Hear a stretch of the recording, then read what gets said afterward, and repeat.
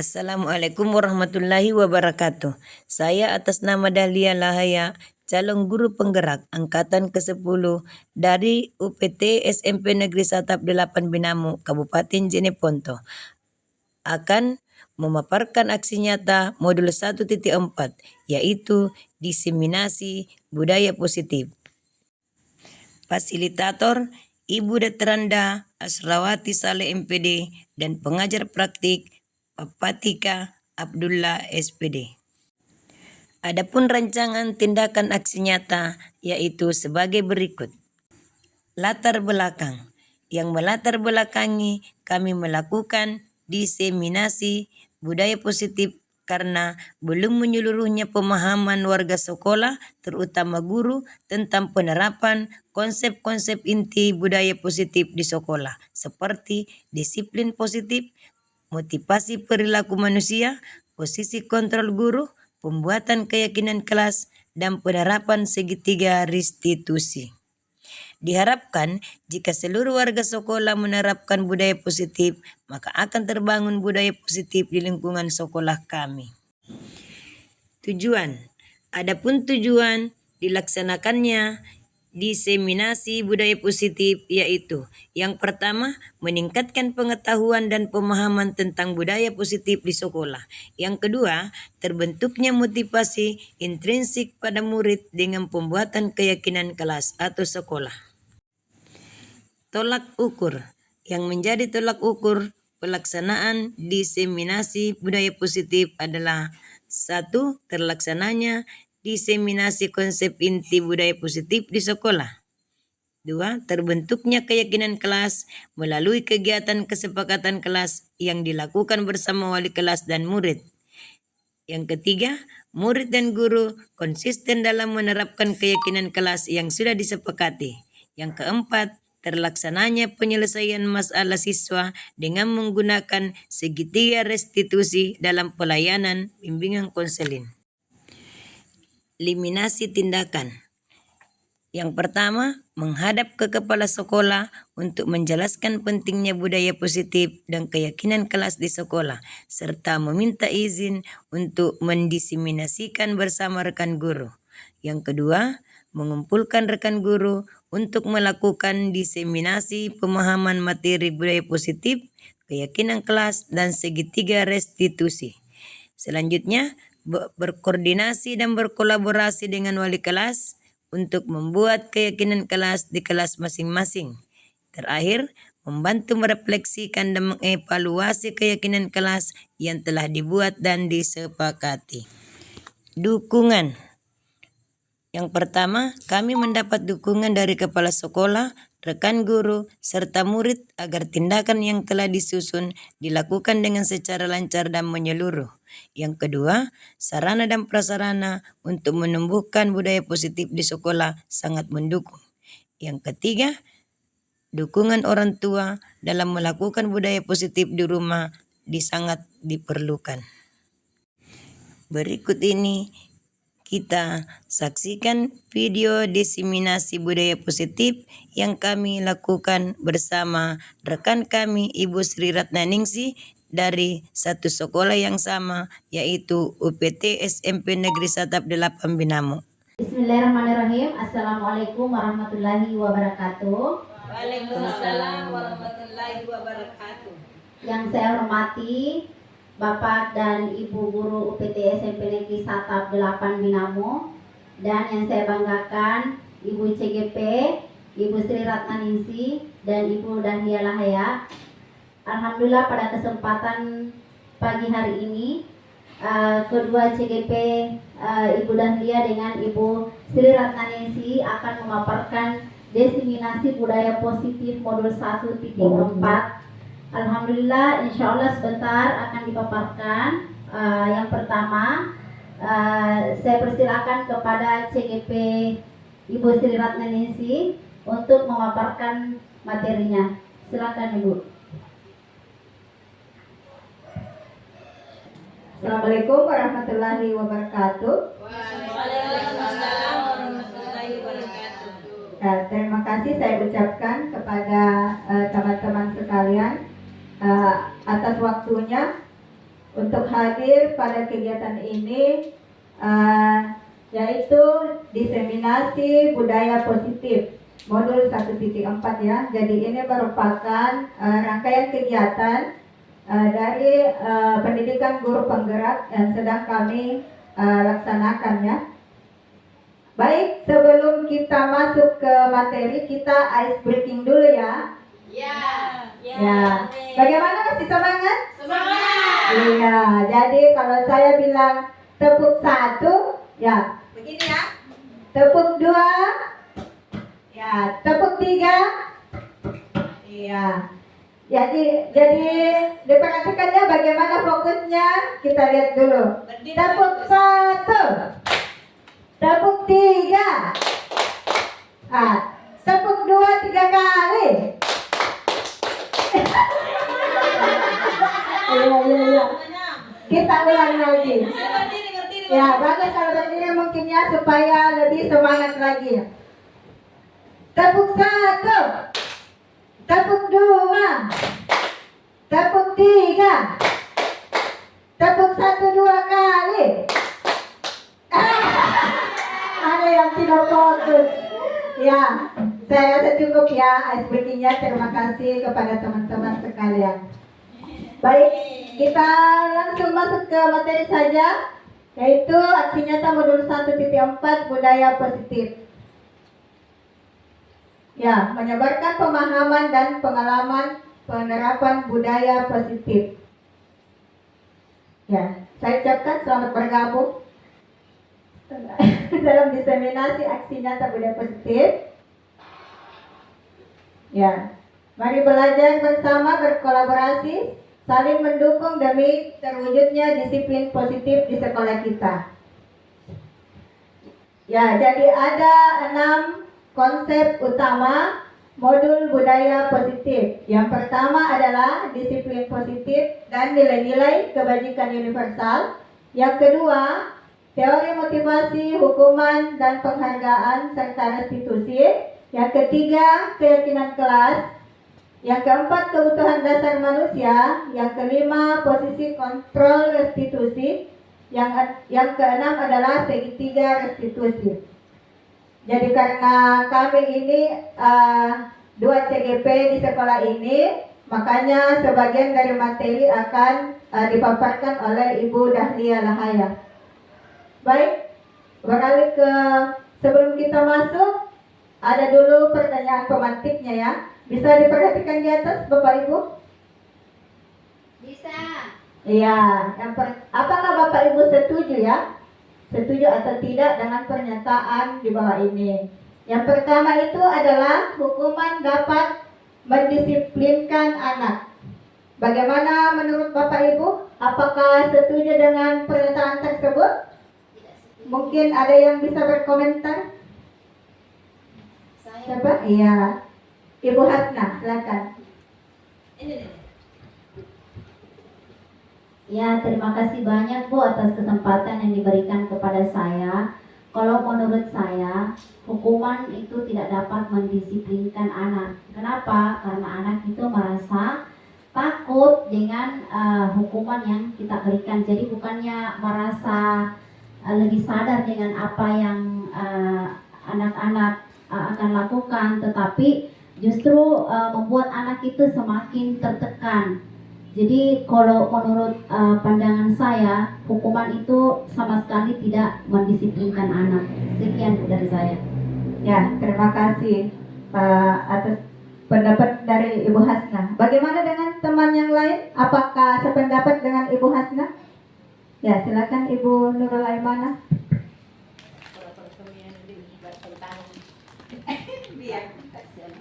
Ya, jadi ada pertanyaan pemantik di sini. Saya ingin mengomentari tentang poin ketiga, memberi penghargaan dapat meningkatkan motivasi belajar anak.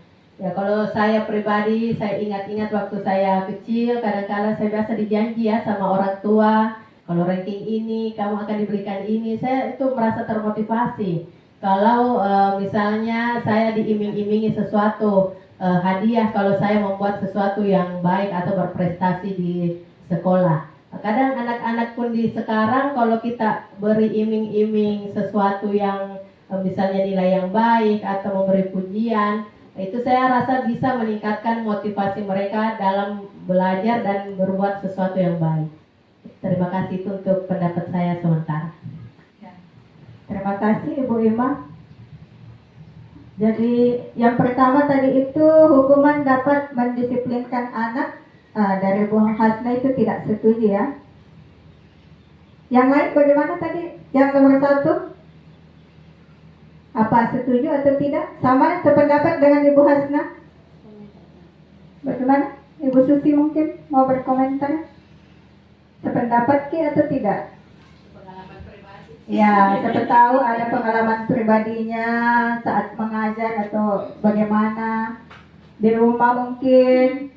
Bagaimana atau Ibu Susi jarang menerapkan hukuman mungkin ya karena ya oke. Bagaimana sependapat dengan Ibu Hasna atau tidak teman-teman? Sependapat jadi iya, jadi hukuman menurut teman-teman hukuman dapat mendisiplinkan anak itu tidak setuju ya. Ya, sebentar kita lihat. Kemudian yang kedua, pemberian hukuman dengan hasil positif seperti membaca atau membersihkan halaman sekolah dapat meningkatkan disiplin anak. Kalau yang ini bagaimana? Setuju atau tidak setuju? Bagaimana? Ada yang mau berkomentar?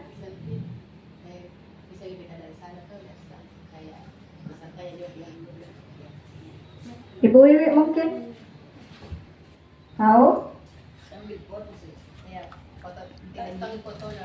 Menurut tak, kalau pemberian hukuman dengan hal positif seperti membaca atau membersihkan halaman sekolah, apakah dapat meningkatkan disiplin anak? Setuju atau tidak? Jadi biasa misalnya ada anak yang datang terlambat, kita berikan hukuman, memungut sampah misalnya, apakah dapat mendisiplinkan anak? Ya, silakan Ibu. Jadi Nurul Aiman. pemberian hukuman dengan hal positif, ini biasa sering juga saya lakukan. Kalau misalnya dia terlambat masuk ke kelas, saya tidak serta-merta memberikan izin langsung, tapi ada konsekuensi yang harus dia kerjakan terlebih dahulu. Misalnya memungut sampah ataukah membaca 15 menit. Artinya ada perlakuan berbeda lah bagi anak yang terlambat dengan misalnya anak yang tepat waktu hadirnya. Ya, supaya teman-temannya merasa bahwa oh kalau saya terlambat ada entahlah apa dibilang hukuman-hukuman kecil ya sebelum dia masuk ke dalam kelas. Terima kasih. Ya, terima kasih banyak kepada Ibu Nurul Aimanah. Yang lain masih ada yang ingin berkomentar? Ya, silahkan Ibu Hasna.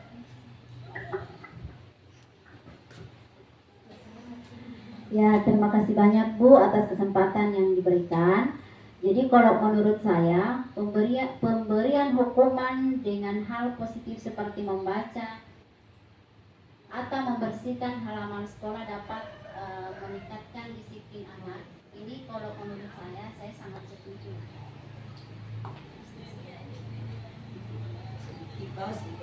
Ya, saya aturan kelas yang sudah kita sepakati. Kemudian lanjut ke pertanyaan terakhir, memberi penghargaan dapat meningkatkan motivasi belajar anak. Ya, jadi tadi Ibu Nurul Aimanah sudah berkomentar bahwa ya dapat meningkatkan motivasi belajar ya, Bu Ima tadi ya. Bagaimana yang lain? Apa setuju? Ya, setuju ya. Ya, baiklah, itu tadi pertanyaan pemantik. Sebentar kita lihat materinya. Yang pertama itu disiplin positif dan nilai-nilai kebajikan universal. Ketika mendengar kata disiplin, apa yang terbayang di benak Bapak Ibu? Apa yang kebanyakan orang akan menghubungkan kata disiplin dengan tata tertib, teratur, dan kepatuhan pada peraturan. Kata disiplin juga sering dihubungkan dengan hukuman, padahal itu sungguh berbeda. Karena belajar tentang disiplin positif tidak harus dengan memberi hukuman, justru itu adalah salah satu alternatif terakhir dan kalau perlu tidak digunakan sama sekali. Ya, kalau perlu itu hukuman tidak digunakan ya. Dalam budaya kita, makna kata disiplin dimaknai menjadi sesuatu yang dilakukan seseorang pada orang lain untuk mendapatkan kepatuhan. Kita cenderung menghubungkan kata disiplin dengan ketidaknyamanan. Jadi di sini biasa kita disiplin itu kita hubungkan dengan tata tertib, teratur dan kepatuhan pada peraturannya. Apa seperti itu Bapak Ibu? Disiplin artinya menurut Bapak Ibu? Ya. Oke, lanjut. Disiplin positif dan nilai-nilai kebajikan universal. Ki Hajar menyatakan bahwa untuk mencapai kemerdekaan atau dalam konteks pendidikan kita saat ini, untuk menciptakan murid yang merdeka, syarat utamanya adalah harus ada disiplin yang kuat. Disiplin yang dimaksud adalah disiplin diri yang memiliki motivasi internal. Dengan kata lain, disiplin diri juga mempelajari bagaimana cara kita mengontrol diri dan bagaimana menguasai diri untuk memilih tindakan yang mengacu pada nilai-nilai yang kita hargai. Seseorang yang memiliki disiplin diri berarti mereka bisa bertanggung jawab terhadap apa yang dilakukannya. Karena mereka mendasarkan tindakan mereka pada nilai-nilai harusnya timbul dari dalam diri kita ya. Jadi motivasi internal. Jadi percuma kita disiplin kalau hanya karena adanya motivasi eksternal ya. Jadi alangkah bagusnya kalau memang kita disiplin itu memang dari dalam diri kita sendiri. Misalnya disiplin waktu ya. Ya kalau kita sebagai guru mungkin bisa kalau bisa kita datang ke sekolah itu sebelum siswa ya. Atau apa ya. Tetapi karena memang murni muncul dari kesadaran kita. Ya, jadi seperti itu disiplinnya yang diharapkan. Karena siswa itu akan mencontoh kita. Guru adalah suri tauladan bagi siswanya. Jadi kalau kita datang terlambat, pasti siswa juga mengatakan, guruku saja datang terlambat, jadi biar mudah terlambat kah? Kan seperti itu ya Bapak Ibu? Iya Bu. Iya. Jadi harus ada motivasi internal dalam diri kita untuk menerapkan sikap disiplin tersebut. Kemudian, disiplin positif dan nilai-nilai kebajikan universal. Nilai-nilai kebajikan universal yang disepakati bersama, lepas dari suku bangsa, agama, bahasa maupun latar belakangnya. Nilai-nilai ini merupakan payung besar dari sikap dan perilaku kita, atau nilai-nilai ini merupakan fondasi kita dalam berperilaku. Nilai-nilai kebajikan adalah sifat-sifat positif manusia yang merupakan tujuan mulia yang ingin dicapai setiap individu. Nilai-nilai kebajikan yang diyakini dan disepakati bersama, salah satunya adalah nilai-nilai kebajikan yang ingin dicapai oleh setiap anak Indonesia yang kita kenal dengan profil pelajar Pancasila. Ya, pastinya Bapak Ibu sudah tahu profil pelajar Pancasila ya? Tahu. Ya, bisa mungkin disebutkan? Beriman dan bertakwa. Ya, beriman dan bertakwa. Mandiri, kreatif. Ya, bergotong royong, kreatif, bernalar kritis. Apa lagi? Ya, baik. Lanjut ke teori motivasi, hukuman, dan penghargaan dan restitusi. Teori motivasi perilaku manusia. Jadi ada dua teori motivasi ya. Ada dua motivasi yaitu motivasi eksternal dan motivasi internal. Jadi motivasi eksternal itu motivasi yang timbul dari luar ya, bukan dari dalam diri kita. Kalau internal itu memang dari dalam, jadi kesadaran kita. Yang pertama untuk menghindari ketidaknyamanan atau hukuman. Jadi apa yang akan terjadi apabila saya tidak melakukannya? Jadi disiplin itu misalnya siswa datang tepat waktu karena dia takut akan adanya hukuman ya. Jadi bukan muncul dari motivasi internalnya. Karena dia takut dihukum. Dia takut malu. Kalau dihukum kan biasa dia malu sama temannya, makanya dia datang tepat waktu. Misalnya seperti itu ya. Yang kedua, untuk mendapatkan imbalan dari orang lain. Apa yang akan saya dapatkan apabila saya melakukannya? Jadi ini berdasarkan dia ingin penghargaan ya, atau imbalan dari orang lain. Itu juga termasuk ke dalam motivasi eksternal, karena bukan juga dari dalam dirinya. Yang ketiga, untuk menghargai diri sendiri ya. Inilah yang harus kita terapkan ya. Saya akan menjadi orang yang seperti apa bila saya melakukannya. Misalnya akan menjadi lebih disiplin, bertanggung jawab. Ya, jadi kita menghargai diri kita sendiri, bukan karena adanya faktor dari luar ya. Misalnya takut pada seseorang, karena takut hukuman dan sebagainya. Baik, lanjut. Yang ketiga pada murid-murid kita, yaitu untuk menjadi orang yang mereka inginkan dan menghargai diri sendiri dengan nilai-nilai yang mereka percaya. Ketika murid-murid kita memiliki motivasi tersebut, mereka telah memiliki motivasi intrinsik yang berdampak jangka panjang.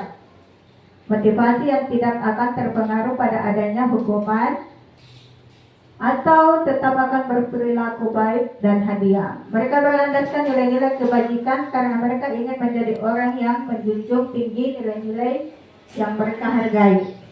Ya, jadi di sini disiplin positif itu muncul, harusnya yang harus muncul dari motivasi intrinsik, bukan karena adanya faktor hukuman ataukah karena menginginkan penghargaan atau hadiah dari orang lain. Ya, karena faktor dari dalam dirinya sendiri. Baik, satu arah dari pihak guru yang memberikan dan murid hanya menerima satu hukuman tanpa melalui kesepakatan atau pengarahan dari pihak guru, baik sebelum atau sesudahnya. Hukuman yang diberikan bisa berupa fisik maupun psikis. Murid atau anak disakiti oleh suatu perbuatan atau kata-kata. Jadi hukuman itu bisa berbentuk fisik maupun verbal ya. Jadi bisa, misalnya ada anak yang terlambat, ya biasa disuruh untuk membersihkan halaman. Kemudian itu dalam bentuk fisiknya ya. Kemudian kalau misalnya verbal ya, dalam bentuk kata-kata. Biasa kita ucapkan, kenapa terlambat lagi nak? Kamu lagi yang terlambat ya. Itu bisa saja termasuk ke dalam verbalnya ya. Ya, seperti itu. Kemudian sementara disiplin dalam bentuk konsekuensi sudah terencana atau sudah disepakati, sudah dibahas dan disetujui oleh murid dan guru. Umumnya bentuk-bentuk konsekuensi dibuat oleh pihak guru atau sekolah, dan murid sudah mengetahui sebelumnya konsekuensi yang akan diterima bila ada pelanggaran. Pada konsekuensi, murid tetap dibuat tidak nyaman untuk jangka waktu pendek. Ya, jadi biasanya kalau hukuman itu, ketidaknyamanannya itu murid dalam jangka waktu ya. Kemudian dihukum oleh penghargaan. Al-Fiqh mengemukakan baik penghargaan maupun hukuman adalah cara-cara mengontrol perilaku seseorang yang menghancurkan potensi untuk pembelajaran yang sesungguhnya. Menurut Khan, secara ideal tindakan pelajar itu sendiri adalah penghargaan sesungguhnya. Khan selanjutnya juga mengemukakan beberapa pernyataan dari hasil pengamatannya selama ini tentang tindakan memberikan penghargaan yang nilainya sama dengan menghukum seseorang. Jadi kalau kita memberikan penghargaan kepada siswa, yaitu hanya bersifat eksternal ya untuk siswa. Jadi kalau kita sudah tidak memberikan siswa dalam bentuk penghargaan itu, biasanya siswa akan malas, tidak termotivasi lagi. Selanjutnya penghargaan berpengaruh jangka pendek dan jangka panjang. Kemudian penghargaan menghukum, penghargaan mematikan kreativitas, penghargaan tidak efektif, dan penghargaan merusak hubungan. Jadi penghargaan itu kalau kita berikan kepada anak, ya pasti motivasinya anak ada ya. Anak-anak akan termotivasi, tetapi itu bisa dalam jangka pendek dan jangka panjang. Jadi tergantung, relatif ya. Jadi ini sifatnya eksternal. Jadi kapan kita sudah tidak memberikan penghargaan, ya biasa anak-anak juga itu ada juga yang malas ya, karena dia berpikir tidak ada nih hadiah mau dikasih kak ya, seperti itu. Ini ada perbedaan antara hukuman dan konsekuensi ya. Ada tindakan guru, jadi silakan Bapak Ibu bisa mengamati kalimat di atas atau tindakan guru. Ada berapa ini? 7 ya. 7 tindakan guru. Bisa Bapak Ibu amati apakah termasuk ke dalam hukuman atau konsekuensi. Yang pertama mencatat 100 kali. Mungkin bisa diamati dulu teman-teman. Yang mana yang mau dijawab mungkin? Ada 7 di situ. Mungkin bisa satu orang satu memilih saja tindakan guru yang mana yang akan dijawab. Kalau makin 2. Menurut saya mencatat 100 kali di dalam buku kalimat karena terlambat ke sekolah itu termasuk konsekuensi. Mudah-mudahan benar. Silakan dilanjutkan bulan nomor 2. Bulan saya. Baik, untuk pernyataan yang kedua, lari mengelilingi lapangan basket 2 kali karena terlambat hadir di sekolah, menurut saya itu termasuk hukuman. Ya. Nah, lanjut. Asik. Ya, untuk Dari depan pertanyaan sampai yang keluar. ketiga, push up 15 kali karena tidak menggunakan masker ke sekolah, menurut saya itu hukuman. Ya, untuk tindakan yang keempat, menggantikan kertas tugas teman karena telah dicoret-coret, itu menurut saya adalah konsekuensi. Pernyataan 5. Ya, yang kelima, Murid tidak dapat disuruh untuk Membersihkan membersihkan tumpukan air di meja tulis karena tersenggol pada saat belajar. Hukuman konsekuensi. ya. Baik, untuk pernyataan selanjutnya, murid tidak disuruh untuk mengenakan sepatu seharian di sekolah karena tidak mengenakan sepatu hitam. Kalau menurut saya ini konsekuensi. Lanjut. Dan jawabannya terhadap tindakan guru tersebut dan konsekuensi sesuatu yang menyakitkan dan harus terjadi. Kemudian bisa diperhatikan mungkin Bapak Ibu ya. Tadi kan sebelum Bapak Ibu melihat perbedaan antara hukuman dengan konsekuensi ya, jawabannya yang tadi. Tidak nyaman untuk murid atau anak untuk jangka waktu yang panjang kalau konsekuensi itu jangka waktu yang pendek saja. Kemudian korban mendapatkan keadilan, konsekuensi korban bisa diabaikan. Kemudian murid atau anak akan tersakiti kalau hukuman, konsekuensi murid atau anak dibuat tidak nyaman saja ya. Jadi itu perbedaannya. Selebihnya mungkin bisa diperhatikan lagi. Kalau ya kita kembali lagi tadi Ibu Dahlia ke tindakan tersebut. Ya, yang pertama mencatat 100 kali di dalam buku kalimat. Saya tidak akan terlambat lagi karena terlambat ke sekolah. Tadi jawabannya Ibu Nurul Aimanah. Konsekuensi ya. Bagaimana yang lain? Setuju? Setuju. Iya.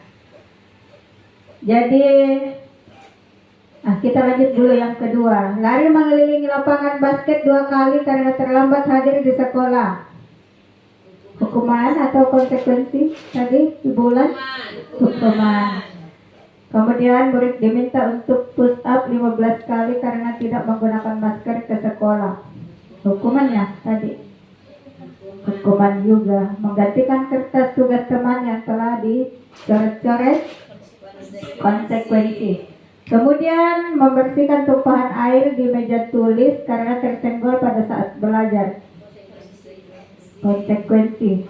Murid tidak disuruh untuk mengenakan sepatu seharian di sekolah karena tidak mengenakan sepatu hitam. Konsekuensi.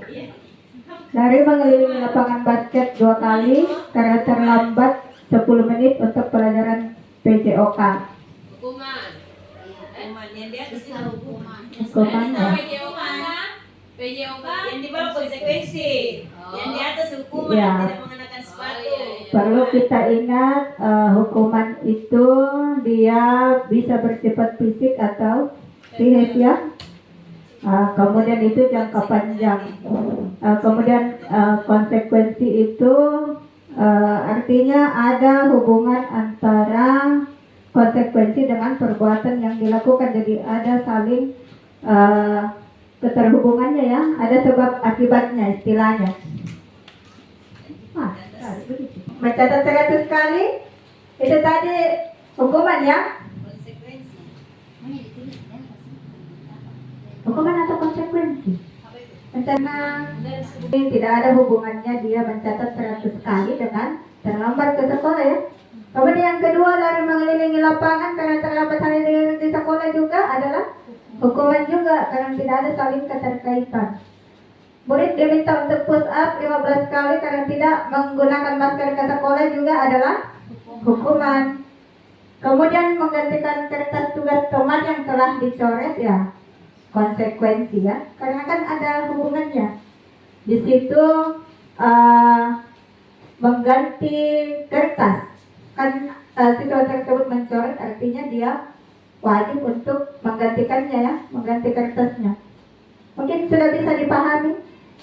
Ya, sudah bisa membedakan. Ya, sudah bisa membedakan ya hukuman dengan konsekuensi. Ya, terima kasih. Kemudian restitusi untuk memperbaiki kesalahan mereka sehingga mereka bisa kembali pada kelompok mereka dengan karakter yang lebih kuat. Restitusi juga merupakan proses kolaboratif yang mengajarkan murid untuk mencari solusi untuk masalah mereka dan membantu murid berpikir tentang orang seperti apa yang mereka ingin menjadi seperti apa mereka ya, dan bagaimana mereka harus memperlakukan orang lain ya, menurut Gosen 2004. Ciri-ciri restitusi yang pertama adalah bukan untuk menebus kesalahan, namun untuk belajar dari kesalahan. Kedua, memperbaiki hubungan. Yang ketiga, tawaran bukan paksaan. Yang keempat, restitusi menuntut untuk melihat ke dalam diri. Kelima, restitusi mencari kebutuhan dasar yang mendasari tindakan. 6. Restitusi diri adalah cara yang paling baik. Ketujuh, restitusi fokus pada karakter bukan pada tindakan. 8. Restitusi fokus pada solusi. 9. Restitusi mengembalikan murid yang berbuat salah pada kelompoknya. Ya, jadi tujuan restitusi adalah untuk memperbaiki ya di sini kesalahannya. Kemudian sudah tadi ya, bisa dilihat mungkin. Ya, jadi di sini ada perbedaannya hukuman, konsekuensi dengan restitusi. Jadi kalau restitusi merupakan pilihan menguatkan untuk murid atau anak dalam jangka waktu panjang. Jadi restitusi itu kesadarannya sendiri anak untuk memperbaiki kesalahan yang telah dibuat. Jadi bersifat jangka panjang ya, karena memang dia intrinsik di situ. Ya, bisa ini. Hukuman dan konsekuensi. Sudah jelas mungkin ya, teman-teman, perbedaan hukuman dan konsekuensi tadi sudah bisa dijawab. Baik, untuk materi keyakinan kelas saya serahkan kepada Ibu Dahlia Lahaya untuk memberikan penjelasannya. Dipersilahkan.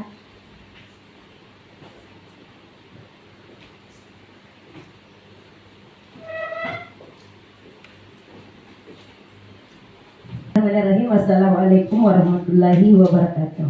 Waalaikumsalam warahmatullahi Ya, terima kasih Bu Sri Ratna sudah memberikan kesempatan kepada saya untuk melanjutkan materinya. Baik, tadi sudah dijelaskan dua materi oleh Ibu Sri Ratna, yaitu mengenai nilai-nilai budaya positif, kemudian mengenai materi motivasi, hukuman, konsekuensi, dan restitusi. Tapi sebentar restitusi juga akan kita praktekkan. Baik, kita masuk keyakinan kelas. Jadi saya kira Bapak Ibu sudah pernah melakukan di kelas atau sudah membuat keyakinan di kelas.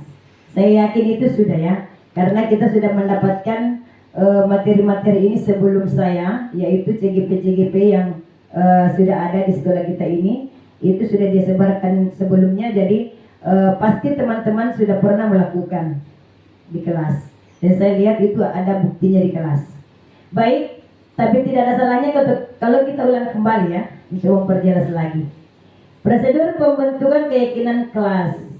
Jadi keyakinan kelas ini adalah aturan-aturan yang perlu kita patuhi, atau aturan-aturan yang dibuat oleh siswa kita sendiri, kemudian perlu dipatuhi dan dijadikan sebagai satu keyakinan bahwa ini yang harus kita laksanakan.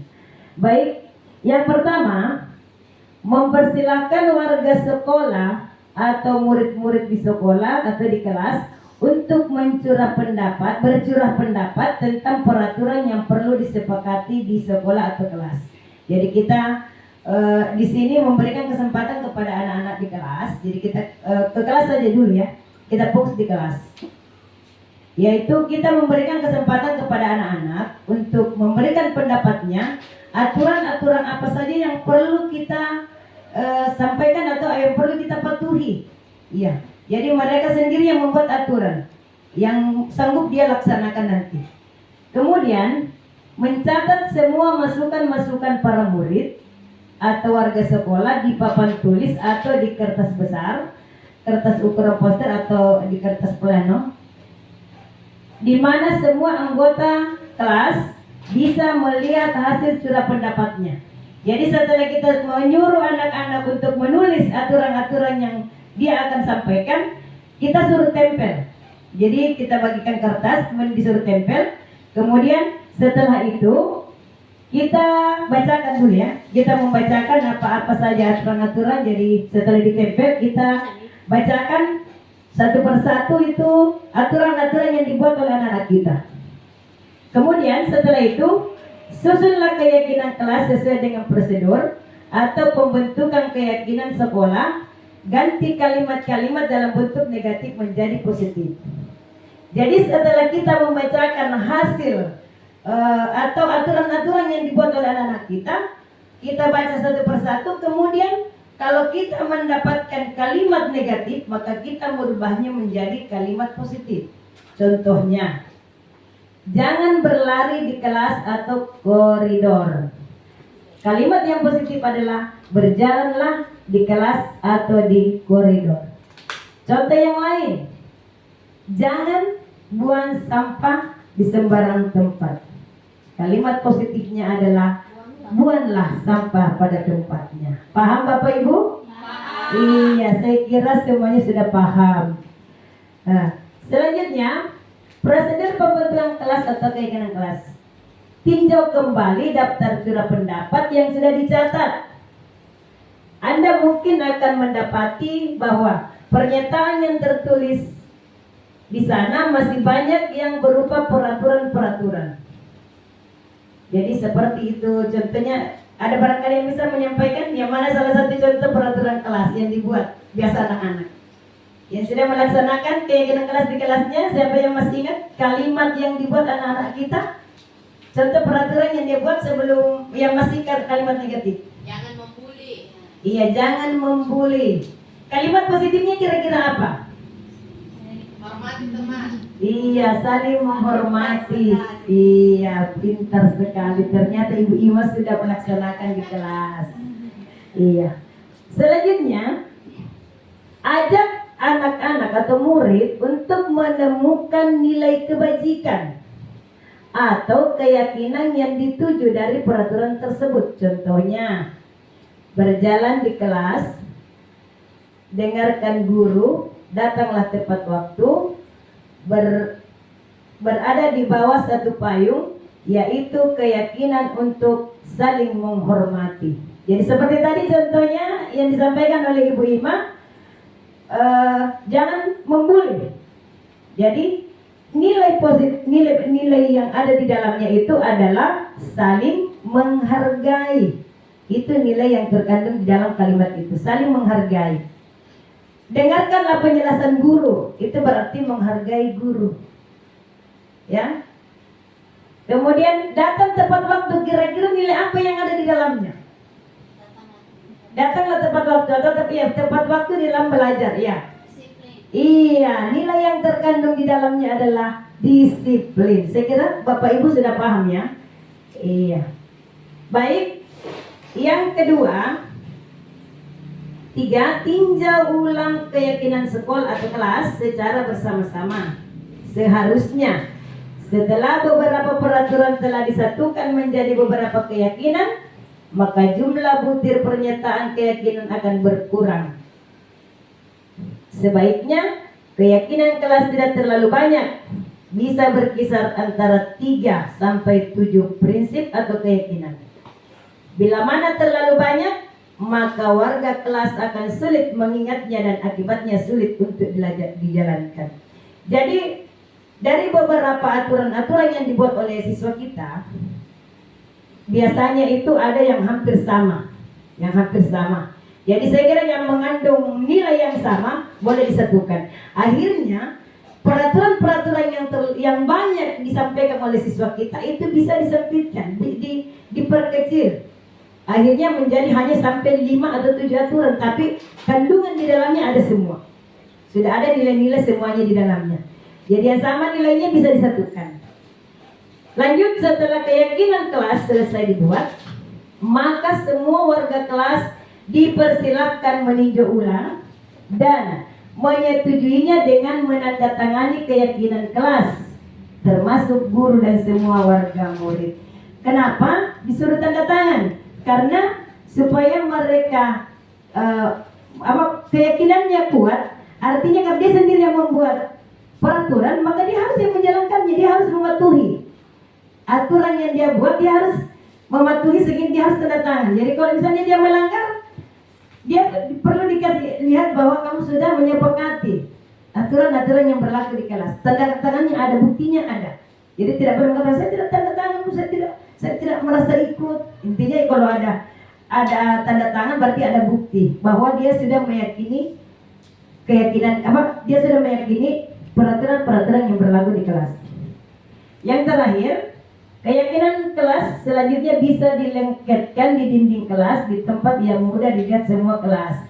Jadi setelah ada kesimpulan dari aturan-aturan itu menjadi sebuah keyakinan atau kesepakatan kelas, maka itu ditempel di dinding supaya setiap harinya anak-anak mengingat bahwa ini tidak boleh saya lakukan karena sudah ada aturan.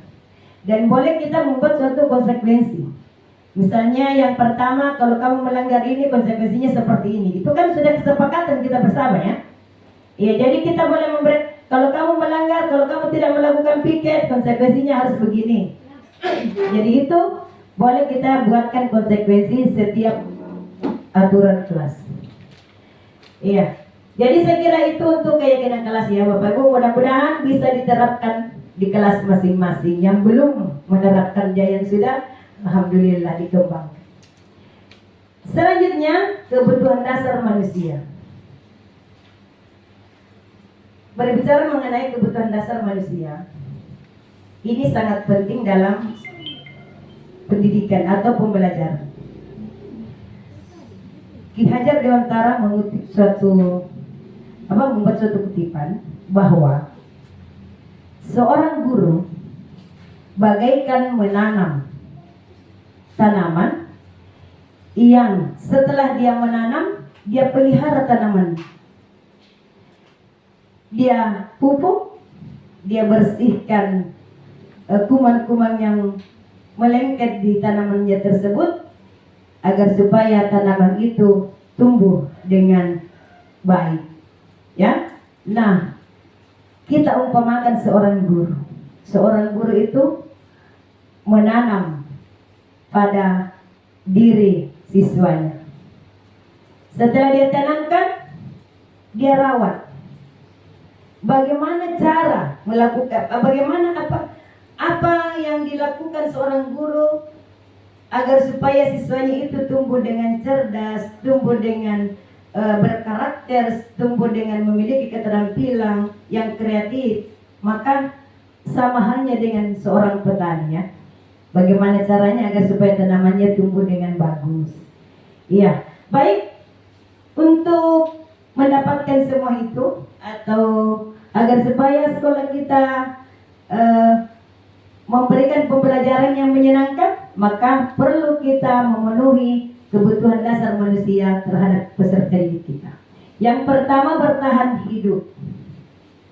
Ini kebutuhan dasar manusia. Saya kira biar bukan artinya secara umum manusia ini ingin bertahan hidup. Apa kira-kira yang perlu, kebutuhan apa kira-kira yang perlu dipenuhi untuk bertahan hidup?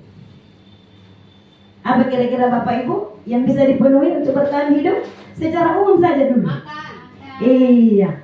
Jadi otomatis kita membutuhkan psikologis, ya. Sandang, pangan, dan papan. Semuanya harus terpenuhi. Seorang siswa tidak akan mungkin bisa belajar dengan baik kalau dia sedang lapar. Contoh, ya. Iya. Seorang siswa tidak mungkin bisa belajar kalau kondisi kelasnya itu tidak nyaman, tidak bersih, ada bau, atau intinya tidak nyaman dipandang, sehingga atau menimbulkan bau sehingga belajarnya terganggu. Iya, itu salah satu kebutuhannya. Intinya kebutuhan yang pertama adalah untuk bertahan hidup adalah kebutuhan psikologis. Lanjut, kasih sayang dan rasa diterima. Seorang siswa atau peserta didik sangat membutuhkan kasih sayang dari seorang guru. Tanpa kasih sayang seorang guru, mereka akan selalu merasa minder, ya. Kemudian rasa diterima. Dia selalu merasa diterima oleh teman-teman sekelompoknya. Artinya setiap orang membutuhkan orang lain. Jadi bagaimana cara kita menuntun siswa kita agar supaya mereka saling menghargai, saling ingin mengisi, berkolaborasi antara satu dengan yang lain. Jadi jangan ada siswa yang ditolak untuk ikut kerja kelompok misalnya, contohnya. Nah, jangan misalnya dikasih di sini itu. Akhirnya anak-anak tersebut merasa tidak enak. Artinya dia merasa sakit hati, akhirnya emosi. Kalau misalnya dia tidak diterima oleh teman-temannya. Itu yang dimaksud dengan mendapat kasih sayang dan rasa diterima. Selanjutnya kebebasan. Maksudnya kebebasan di sini kita memberikan kebebasan kepada peserta didik dalam pembelajaran. Contohnya kita membuat beberapa tugas-tugas, ya. Kemudian kita serahkan kepada siswa tersebut, silahkan nak dipilih tugas yang mana yang kamu ingin ambil dan harus bertanggung jawab. Itu yang dimaksud, itu memberikan kebebasan. Memberikan kebebasan kepada anak didik yang mana menurutnya yang bisa dia kerjakan dan harus bertanggung jawab dengan pilihannya. Itu yang dimaksud dengan kebebasan. Kemudian kesenangan. Bagaimana seorang guru menuntun siswanya memberikan kesenangan terhadap di dalam proses pembelajaran. Anak itu, oh dengan metode ini anak-anak saya senang. Metode ini yang saya lakukan, anak saya motivasinya tinggi untuk belajar. Jadi bagaimana cara kita seorang guru memberikan kesenangan di dalam proses pembelajaran. Itu yang dimaksud. Yang kelima, penguasaan. Jadi anak-anak di sini juga artinya kita memberikan kebebasan kepada anak-anak. Bagaimana caranya agar supaya dia menguasai apa yang dia peroleh, ya. Ya, jadi ini anak-anak memiliki kebutuhan untuk penguasaan. Iya. Saya kira itu untuk kebutuhan dasar manusia. Bagaimana Bapak Ibu, sudah bisa dipahami? Iya. Ya, selanjutnya posisi kontrol restitusi, ya. Sebelum kita lanjut, kita break dulu ya.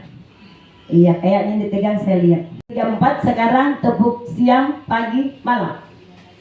Jadi kalau saya bilang tepuk pagi, tepuk satu kali ya. Tepuk siang 2 kali. Tepuk sore 3 kali. Tepuk malam tidak sampai. Iya, ini untuk mengundang konsentrasinya kembali karena ini dari tadi mendengar. Kayaknya sudah ngantuk saya lihat. Iya. Boleh berdiri ibu-ibu, bapak-bapak. Iya.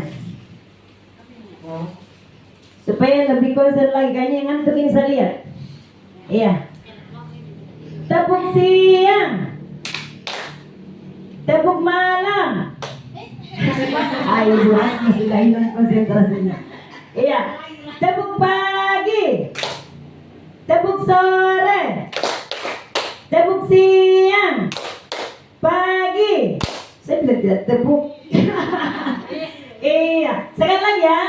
Jadi kalau saya tidak sebut tepuk, jangan melakukan sesuatu. Iya. Tepuk pagi. Tepuk siang. Tepuk malam. Iya. Tepuk sore. Pagi. Iya, baik, kita lanjut Bapak Ibu. Materi selanjutnya adalah posisi kontrol restitusi. Ya. Sebagai seorang guru, ada 5 posisi kontrol yang dimiliki. Saya tidak tahu selama ini kita berada di mana. Ya. Yang pertama sebagai penghukum. Yang kedua sebagai pembuat merasa bersalah. Yang ketiga sebagai teman. Yang keempat sebagai pemantau. Dan yang kelima adalah sebagai manajer. Ya. Kita mulai dari sebagai penghukum ya. Jadi di sini ada 5 ciri-cirinya bagaimana sebagai penghukum. Sebagai penghukum, guru bertindak menghardik, menunjuk-nunjuk, menyindir,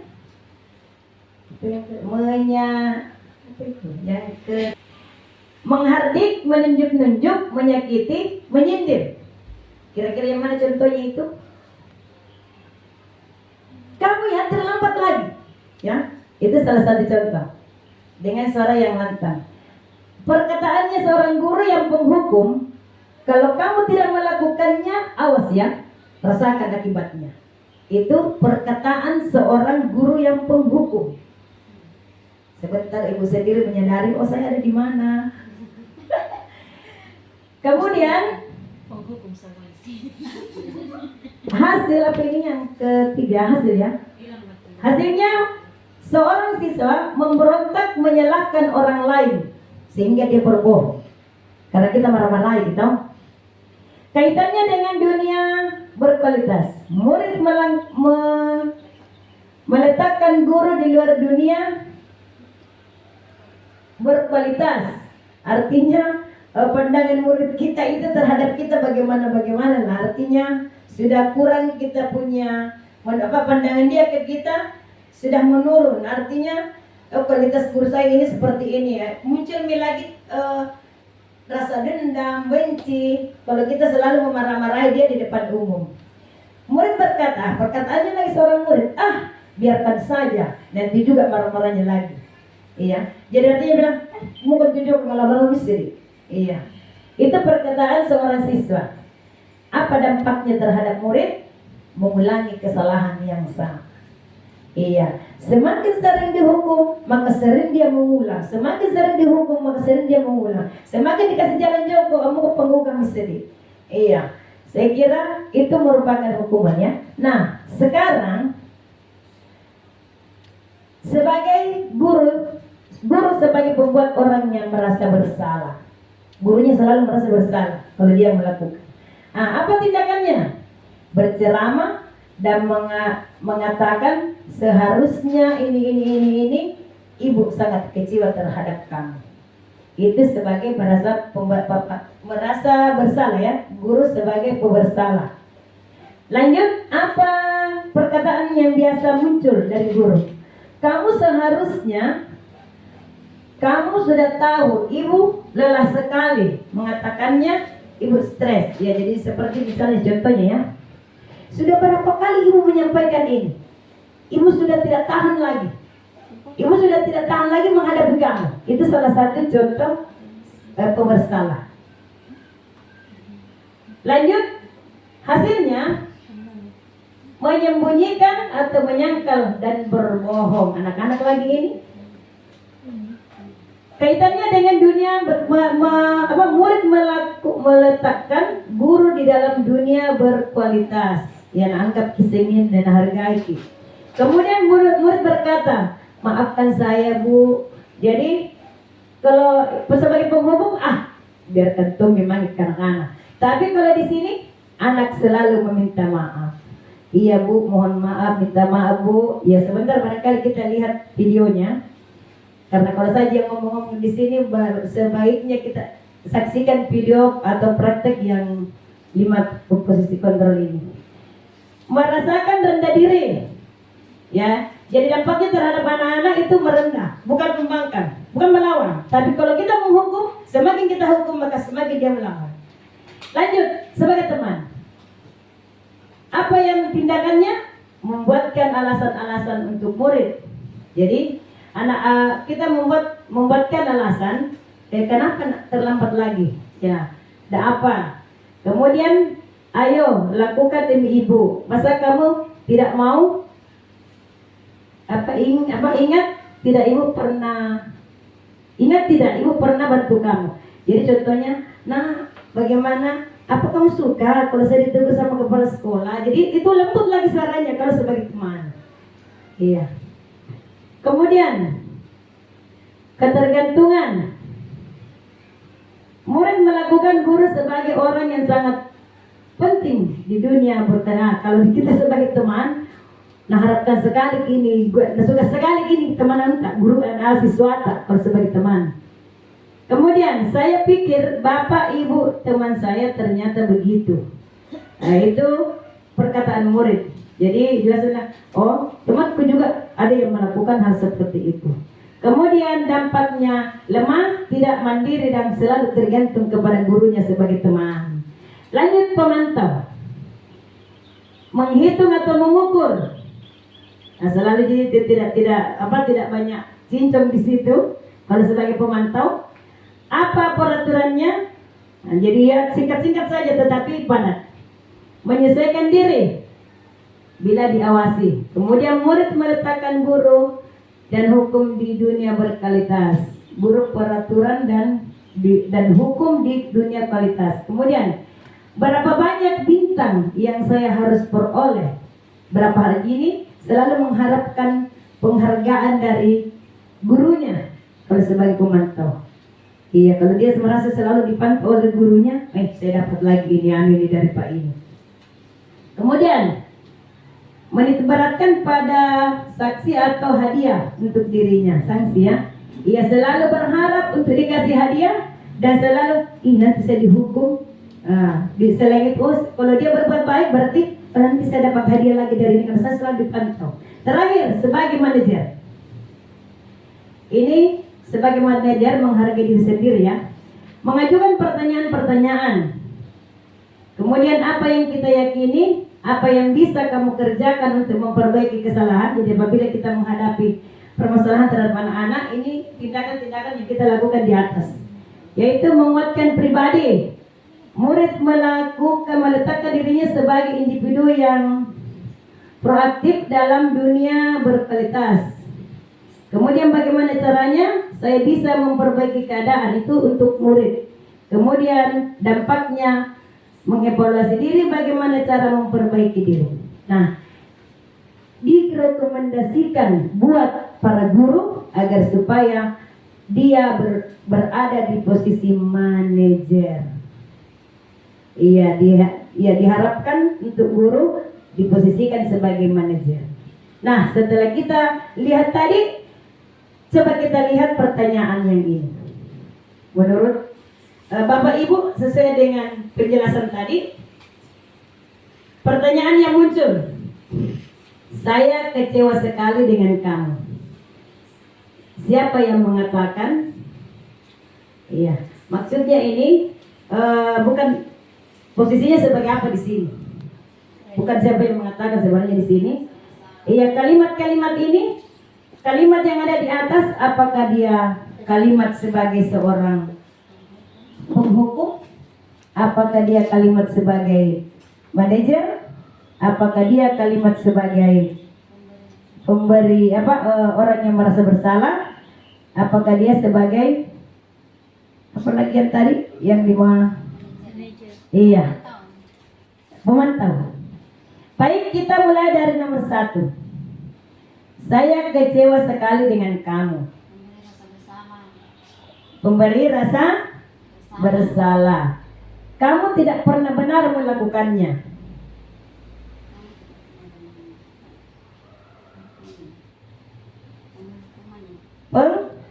Penghukum. Ayolah, lakukan demi ibu sebagai teman. Apakah kamu mau mendapatkan stiker bintang hari ini sebagai Bu Wiwi? Iya, sebagai pemantau. Bagaimana kamu bisa menyelesaikan masalah ini? Sebagai apa, Ibu Susi?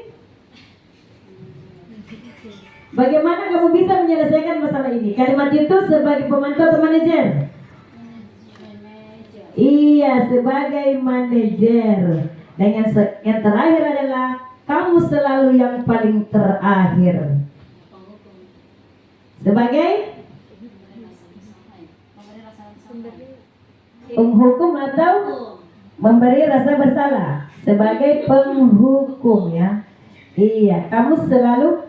Iya, selanjutnya kita lanjut ke segitiga restitusi. Tapi sebelumnya saya ingin memperlihatkan dulu videonya bagaimana, yang mana itu sebagai manajer, sebagai ini.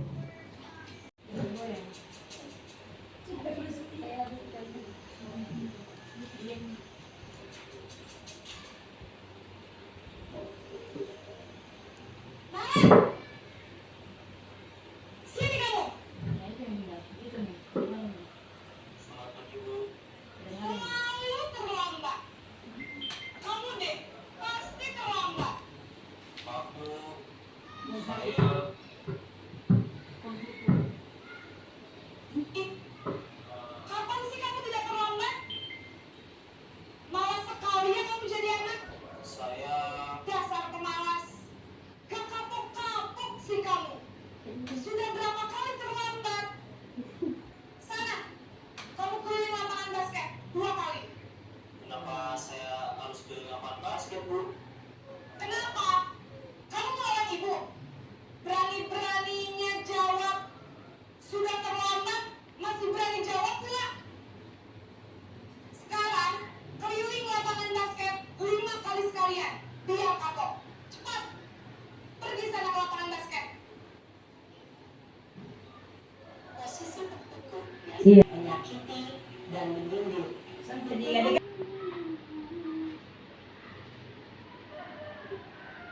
Selamat pagi, Bu. Naren. Kamu kenapa terlambat lagi, nak? Ya Tuhan, Naren. Kamu senang ya bikin ibu susah ya? Kalau kamu terlambat lagi, nanti ibu yang ditegur bapak kepala sekolah, nak. Disangka ibu tidak bisa membina kamu. Duh, gimana ini? Maaf, Bu. Bu Gusti, Naren. Kamu suka ya kalau ibu ditegur bapak kepala sekolah? Terus, sekarang ibu harus tulis apa ini di buku absen? Ini kamu sudah sering terlambat loh. Ibu harus apa coba? Maaf Bu, maaf sekali. Ya sudah, lain kali jangan bikin ibu susah lagi ya nak ya. Ibu tidak akan kuat lagi kalau kamu begini terus. Bisa jantungan kalau ibu tegur bapak kepala sekolah. Sana cepat kelas. Maaf ya Bu, maaf sekali. Iya, itu tadi sebagai guru yang selalu merasa bersalah ya. Iya, takutnya selalu merasa bersalah kepada kepala sekolah karena menganggap bahwa dia tidak berhasil membina si peserta didiknya. Kita lanjut sebagai pemantau ya. Apa? Yang ketiga, Teman. sebagai teman. Iya. Terlambat lagi ya sayang. Iya Bu, habis ibu saya lupa mengajak saya Bu. Kamu malah menyalahkan ibu kamu. Kamu bukannya anak yang larinya paling kencang. Kok terlambat sih? Iya Bu, saya memang terlambat bangun tadi. Jadi biar bisa lari kencang, tetap gak kejar Bu. Ya sudah sana, nanti lain kali larinya lebih kencang lagi ya, biar gak terlambat lagi. Bikin seneng ibu demi ibu, bisa kan? Bisa Bu. Ya sudah sana masuk kelas, ibu beresin urusan absen kamu. Oke Aditya, senang kan ibu ya? Iya, bagus sekali kalau kita sebagai teman. Anak-anak juga tidak tegang, santai. Ya, selanjutnya kita lihat adegan sebagai guru sebagai pemantau. Tentang jam berapa kita harus masuk sekolah, Nak? Kita harus di sekolah jam 7, Bu. Iya, betul. Sekarang sudah jam 7.20. Kalian sudah tahu konsekuensinya jika terlambat hadir? Paham, Bu. Saya harus tinggal kelas pas jam istirahat selama 20 menit. Iya, benar. Konsekuensinya demikian. Jadi nanti jam 9.30 pas istirahat, kamu harus tinggal di kelas, kerjakan tugas tambahan untuk ketertinggalan kamu, ya? Baik, Bu.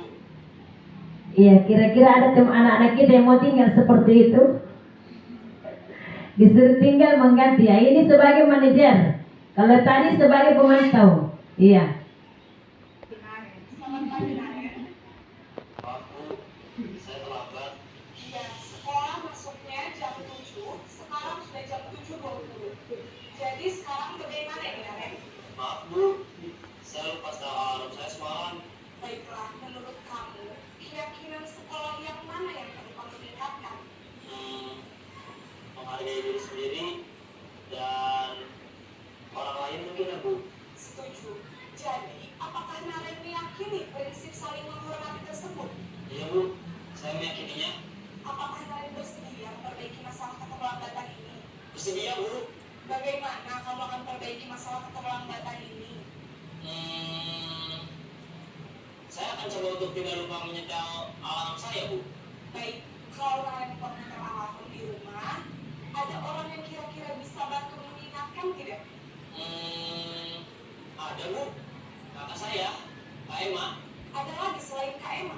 Selain Kak Emma, ada ibu saya. Baik, jadi yang mengingatkan Naren adalah Kak Emma dan ibu kamu ya. Kira-kira akan mulai setel alarm kapan nih, Naren? Setelah pulang sekolah, akan segera saya lakukan. Baik, jadi Naren akan setel alarm untuk bangun besok pagi dan akan diingatkan oleh kakak dan ibunda Naren ya. Ada lagi yang mungkin perlu dilakukan, Naren? Agar tidak terlambat bangun lagi. Tidak ada, Bu. Baik, Naren. Terima kasih untuk kerjasama kamu. Sekarang kamu perlu kembali ke kelas untuk belajar. Baik, Bu. Terima kasih. Iya, luar biasa. Kalau kita berada di posisi ini. Iya, posisi manajer yang direkomendasikan buat Bapak Ibu guru dilakukan, diterapkan di sekolah kita. Mudah-mudahan ke depannya kita bisa laksanakan ya Bapak Ibu. Iya. Materi yang terakhir yaitu segitiga restitusi. Saya kira tadi restitusinya sudah dijelaskan. Ya, sudah dijelaskan tadi pengertiannya dan ciri-cirinya oleh Ibu Sri Ratna. Sekarang kita tinggal menjelaskan penerapannya bagaimana. Dan ini segitiga institusi ini adalah posisi kontrol sebagai seorang guru di manajer ya. Ini di manajer kita terapkan di sini.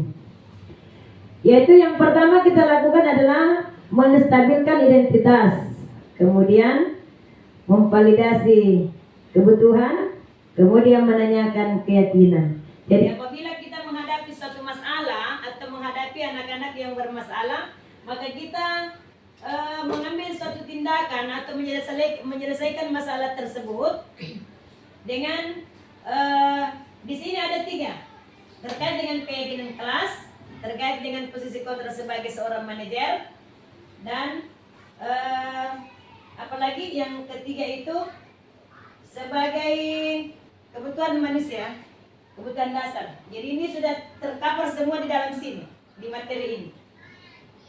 Baik, yang pertama yaitu menstabilkan identitas. Setiap orang pasti pernah melakukan kesalahan. Jadi sebentar kita barangkali bisa praktek atau bisa melihat videonya di atas yang bagaimana itu yang dimaksud.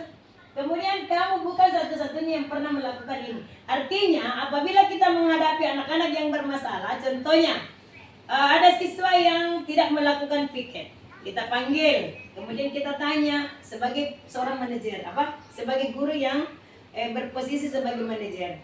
Kamu tahu kenapa ibu panggil?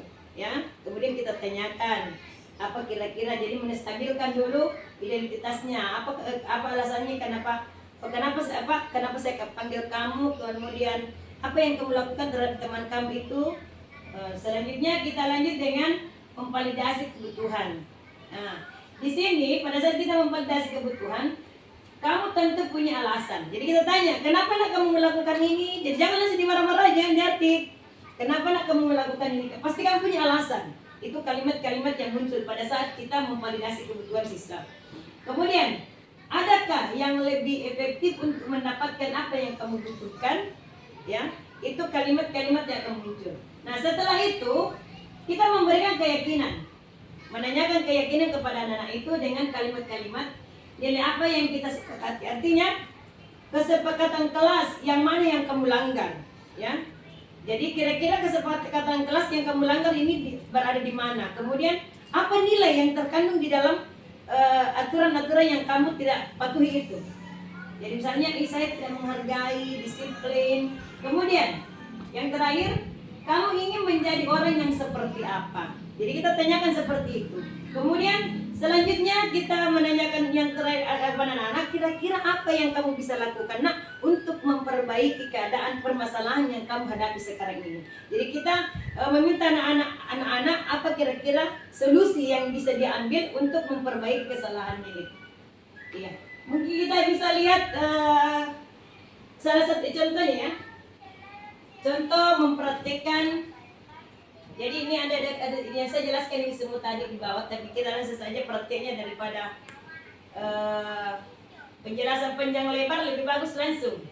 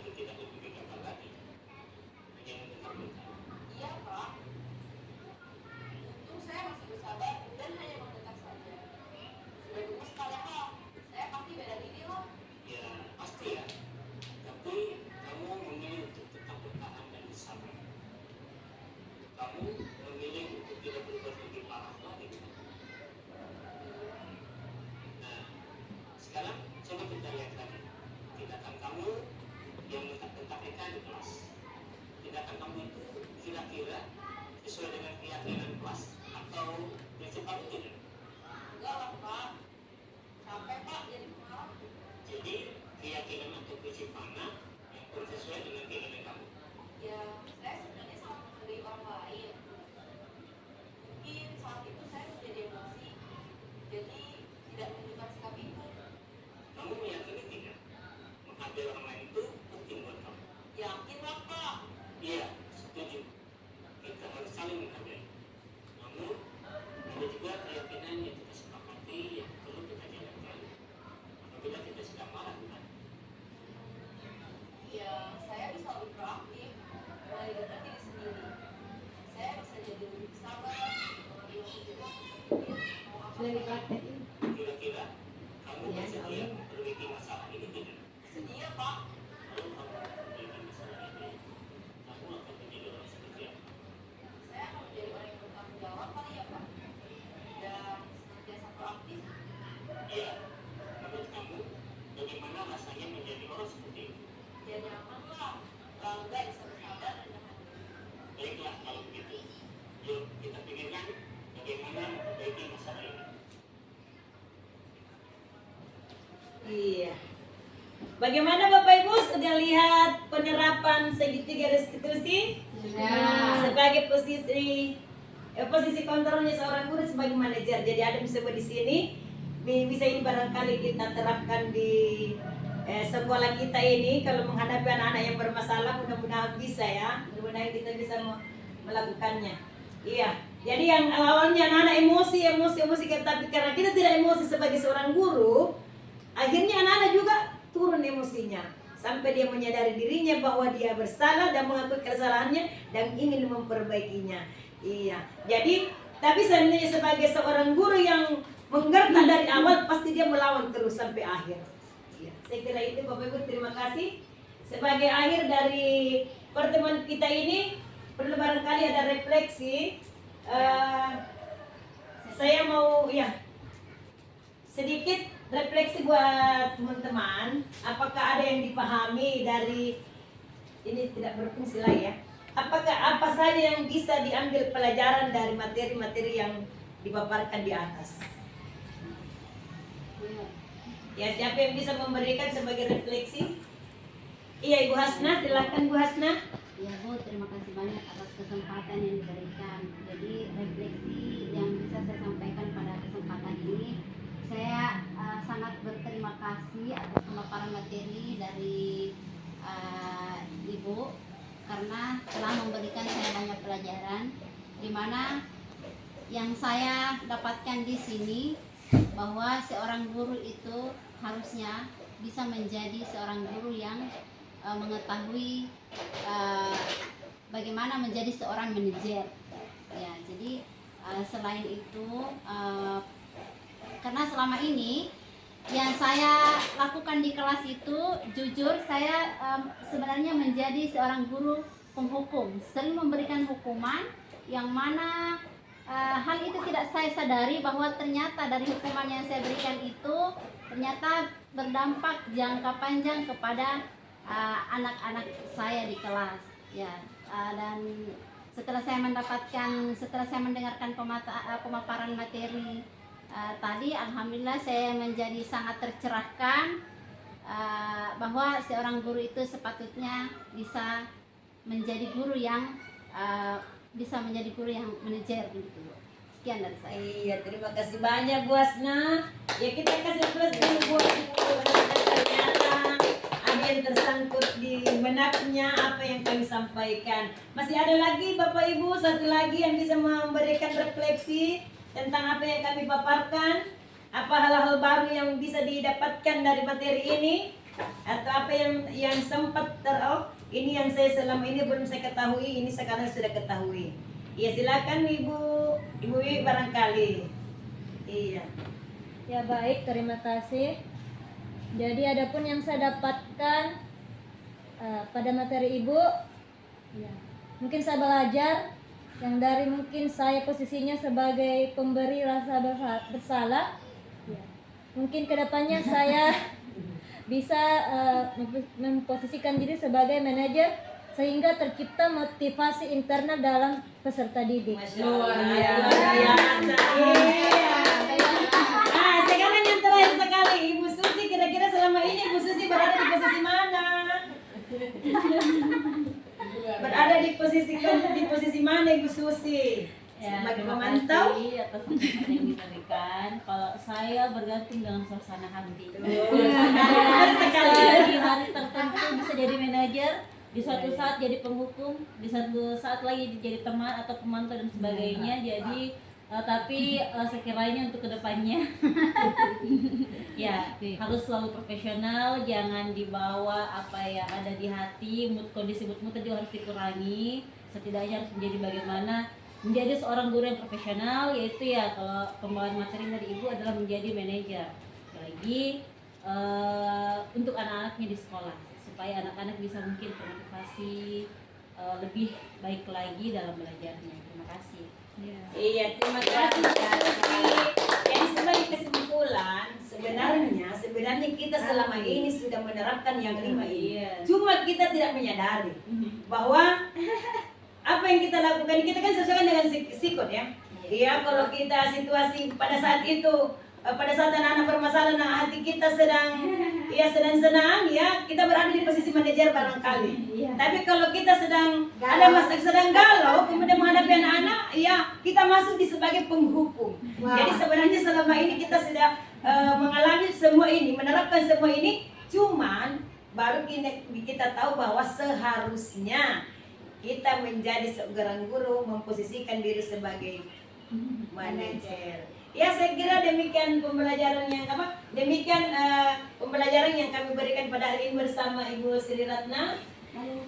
Mudah-mudahan apa yang saya sampaikan pada hari ini bermanfaat untuk kita semua dan bisa diterapkan dalam kehidupan kita sehari-hari di sekolah kita ini. Dan saya akhiri, assalamualaikum warahmatullahi wabarakatuh.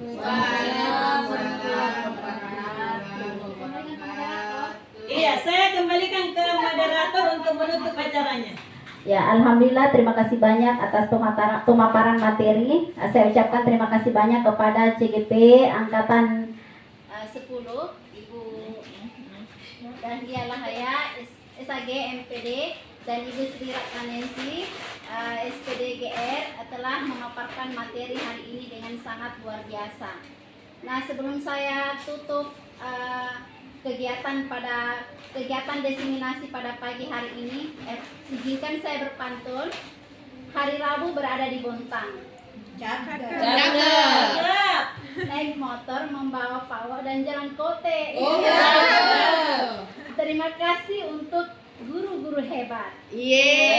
Sudah berkenan menyimak materi pada pagi hari ini. Luar biasa. Yang mewakili CGP ini. Harap Indonesia tidak abe-abe ini.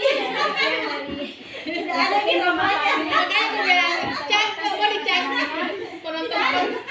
Assalamualaikum warahmatullahi wabarakatuh. Selanjutnya, video keyakinan kelas. Bismillahirrahmanirrahim. Wassalamualaikum warahmatullahi wabarakatuh.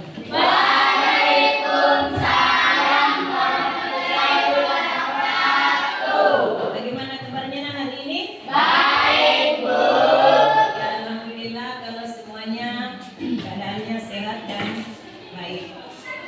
Untuk pembelajaran kita hari ini, kita akan membuat keyakinan kelas atau kesepakatan kelas agar supaya kelas kita selalu aman, tertib.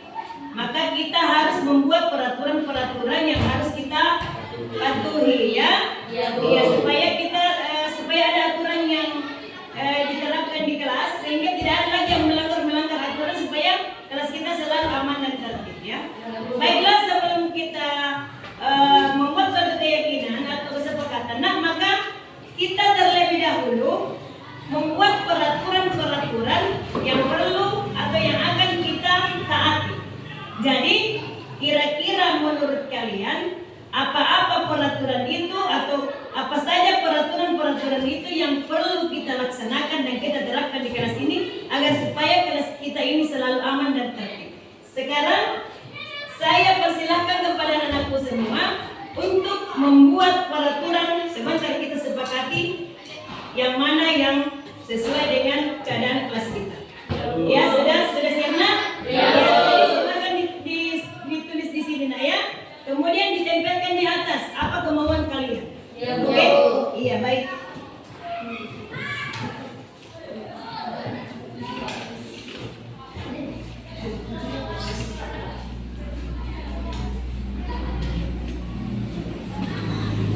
Ya, silakan dituliskan baru silakan menempelkan ya. Silakan ditempel.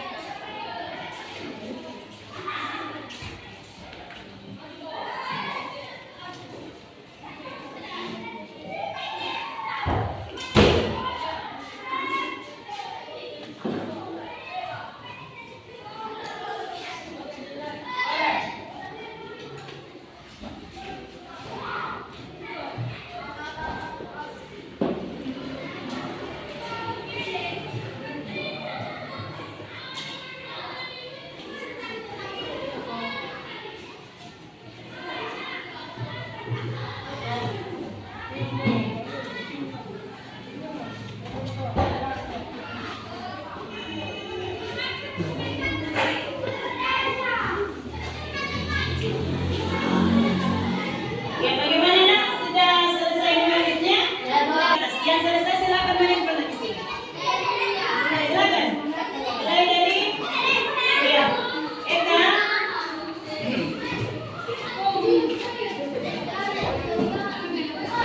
Iya. Tidak apa-apa, bareng-bareng saja. Artinya yang penting jangan berdorong-dorong tadi. Yang teratur supaya iya. Iya.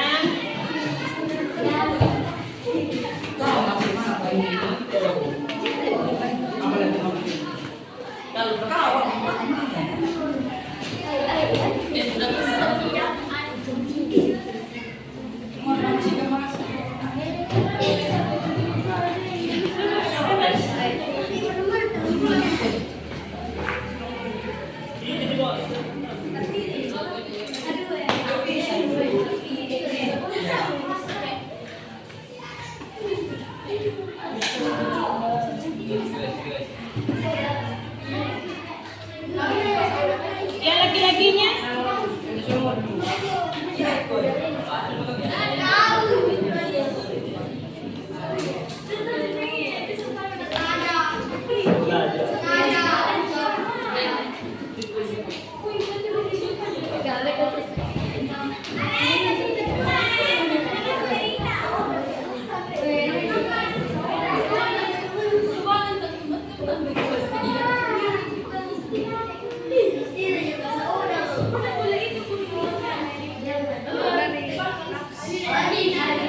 Sudah tidak ada lagi nak? Iya, baik. Saya akan membacakan aturan-aturan yang kalian buat.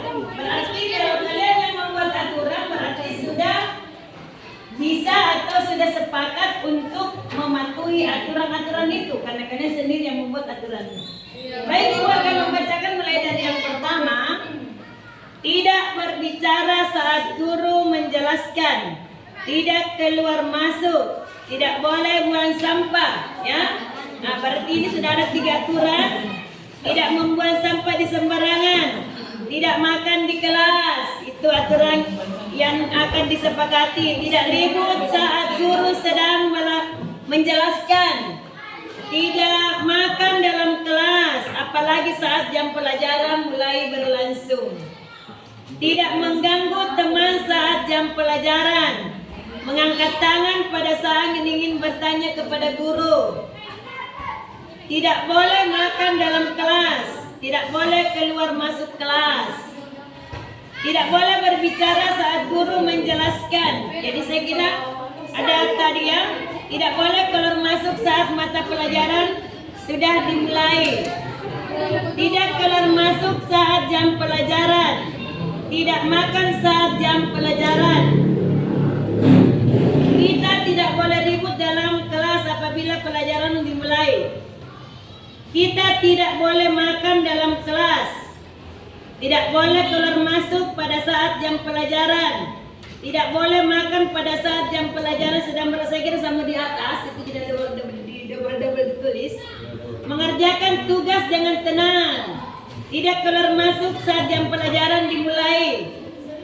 Tidak boleh ribut. Tidak boleh keluar masuk. Tidak boleh membuang sampah sembarangan. Tidak boleh keluar masuk saat pelajaran berlangsung. Tidak mengganggu teman saat belajar. Tidak boleh ribut pada saat guru menjelaskan. Nah, ini sebentar aturan-aturannya harus dipatuhi. Tidak mengganggu saat teman belajar. Tidak keluar masuk. Tidak boleh makan saat dalam pembelajaran berlangsung. Tidak membuang sampah sembarangan. Tidak bermain-main saat guru menjelaskan. Tidak ribut di kelas saat pelajaran berlangsung. Tidak membuang sampah. Tidak ribut saat mata pelajaran. Ya, saya kira aturan-aturan yang kalian buat ini ada beberapa yang sama ya.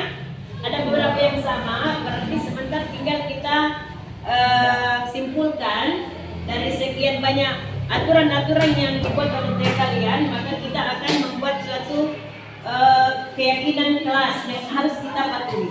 Tapi kita akan merubah kalimat-kalimat ini menjadi kalimat yang positif, yang bagus didengar ya. Iya. Sekarang Ibu akan merubah kalimat-kalimat ini menjadi kalimat yang positif ya. Seperti misalnya jangan mengganggu teman pada saat sedang belajar.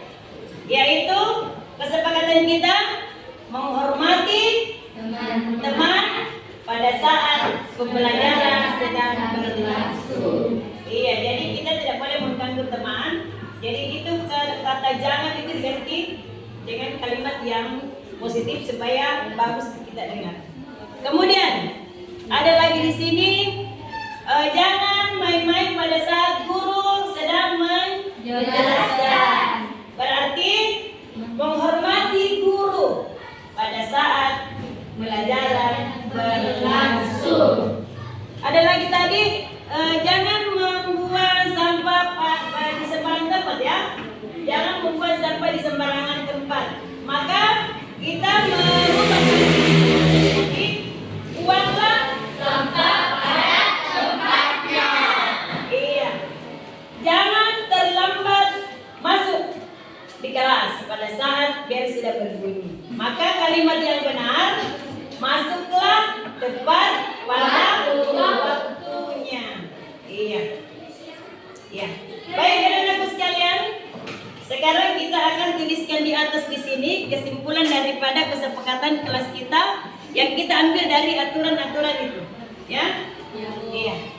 Baik.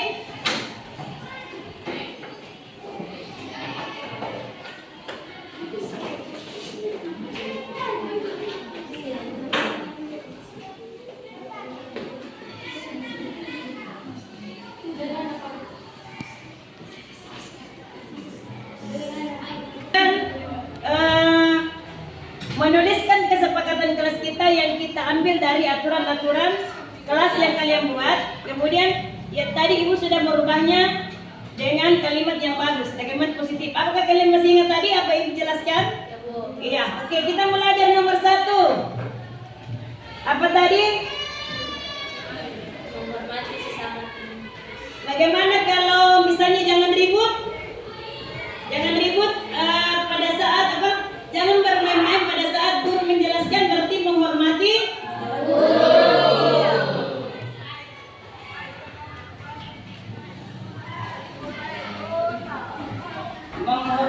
menghormati guru yang sedang menjelaskan.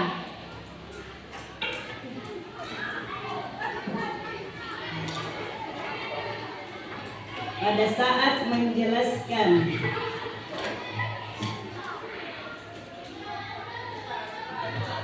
Iya, 2. Apa tadi? Jangan mengganggu teman pada saat pelajaran, pada saat belajar. Iya, menghargai teman.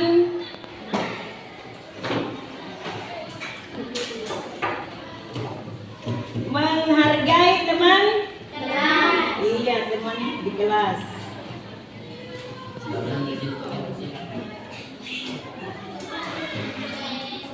Iya. Yang ketiga apa tadi? Datang tepat waktu ya, apa? Jangan terlambat masuk di kelas. Apa kalimat positifnya tadi? Datang tepat waktu. Iya, datang tepat waktu. Masuk ya, masuk di kelas. Ya, bukan datang tapi masuk Di kelas tepat waktu.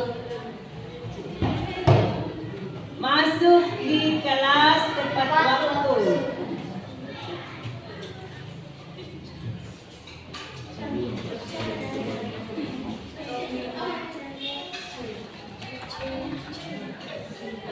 Yang keempat, nah apa lagi? Apa lagi yang Jangan keluar kelas tanpa izin. Jangan keluar kelas. Apa kalimat positifnya? Jika ingin keluar kelas, Iya kan? Ya, jika ingin keluar kelas minta izin.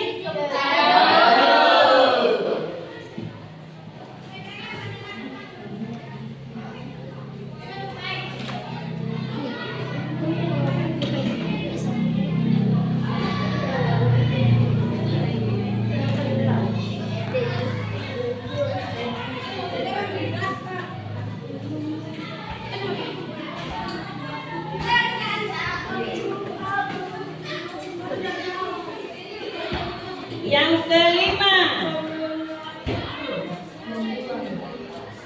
iya Bu anak, ya jangan membuat sampai sembarang tempat ya. Jadi kalimat positifnya buatlah sampah. pintar semua. Buanglah sampah.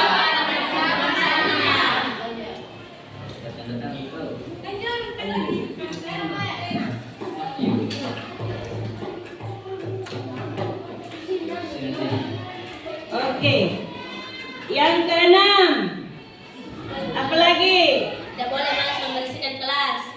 Ini tugas piket ya.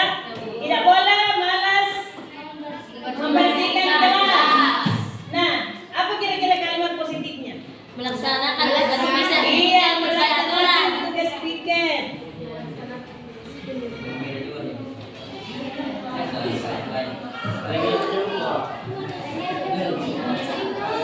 Melaksanakan tugas piket.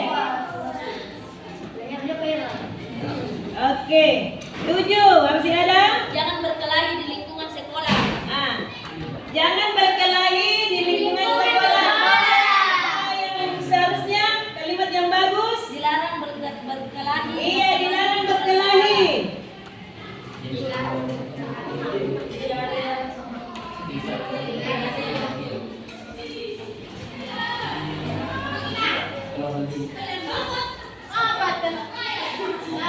berkelahi. Masih ada? Jangan mencoret-coret tembok kelas. Jangan mencoret tembok di kelas. Berarti kalimat positifnya Tidak boleh iya, tidak boleh membuat coretan di iya, dinding. tidak boleh membuat coretan di dinding.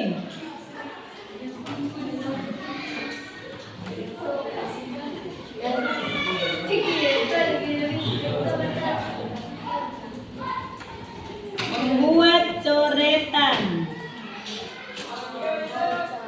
di dinding. Oke, tidak ada lagi? Jangan bolos. Oh iya. Ini terutama laki-laki. Dilarang bolos.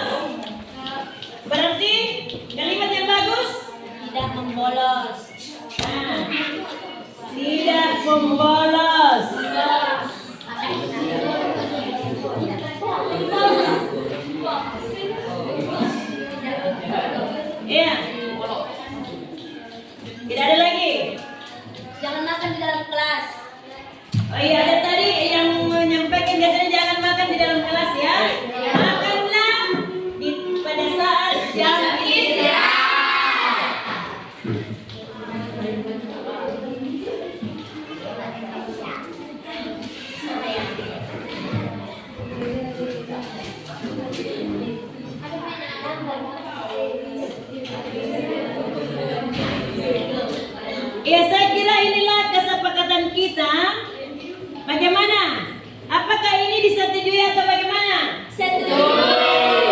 Nah, kalau kalian menyetujuinya, berarti kalian harus bertanda tangan. Jadi kalau dilanggar, berarti kalian harus menerima konsekuensi yang sesuai dengan aturan yang dibuat ya. Iya, baik. Saya persilahkan semua ya, tanda tangan kecil-kecil. Yang penting harus semua tanda tangan dari sini. Nah, nih. Saya mulai dari. Teratur. Boleh. Supaya cepat lah. Iya, lagi-lagi semua. Berdua naik. Dekatkan lagi. Biar tidak tersusun, cepatkan. Biar tidak teratur, pokoknya isi saja yang koyo kosong tanda tangan.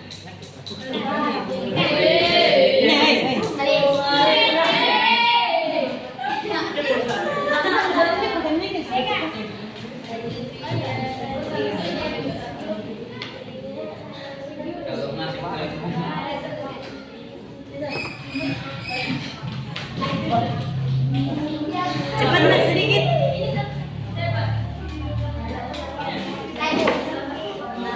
Ya malah berdua naik ya, ini supaya cepat berpasangan karena muat sih.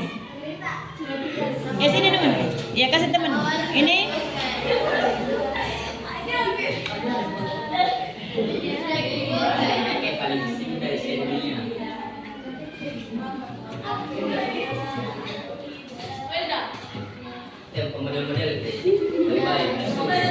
Ya silakan.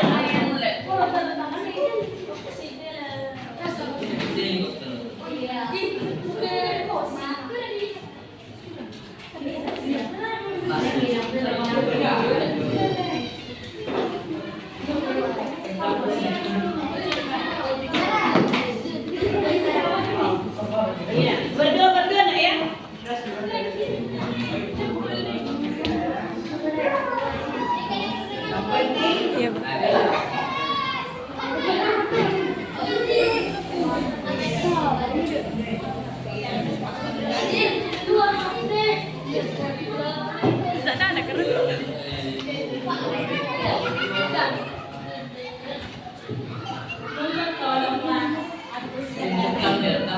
Pusing dong.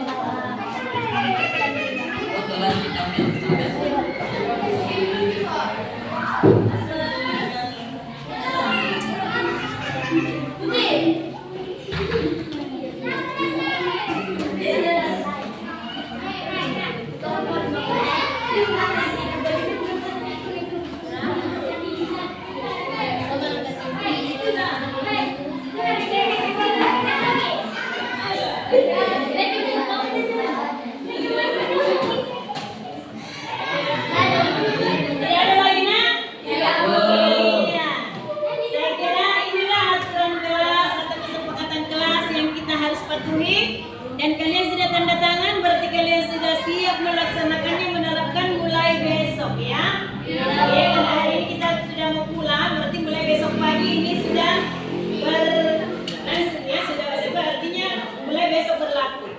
Ya, saya kira demikian kesepakatan kelas yang kita buat hari ini, dan Ibu menutup dengan kalimat patuhilah aturan yang kalian buat sendiri supaya kelas kita aman, tentram, damai dan tertib. Ya. Dan Ibu akhiri, assalamualaikum warahmatullahi wabarakatuh. Waalaikumsalam warahmatullahi wabarakatuh.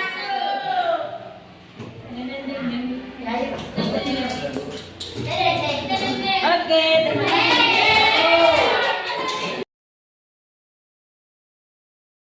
Assalamualaikum warahmatullahi wabarakatuh. Perkenalkan, nama saya Dilla. Perasaan saya setelah melakukan kegiatan kelas, menurut saya keyakinan kelas sangat penting karena dapat menimbulkan kebersamaan, solidarasi antara anggota-anggota lain. Terima kasih. Assalamualaikum warahmatullahi wabarakatuh. Saya Fatira Najo Humaira akan merespon keyakinan kelas yang dibuat bersama murid. Menurut saya, keyakinan kelas itu sangat penting karena membuat murid merasa lebih memiliki kelas tersebut. Hal ini akan meningkatkan motivasi murid dalam belajar dan mereka merasa lebih bertanggung jawab dan merasa nyaman dalam belajar. Terima kasih. Wassalamualaikum warahmatullahi wabarakatuh.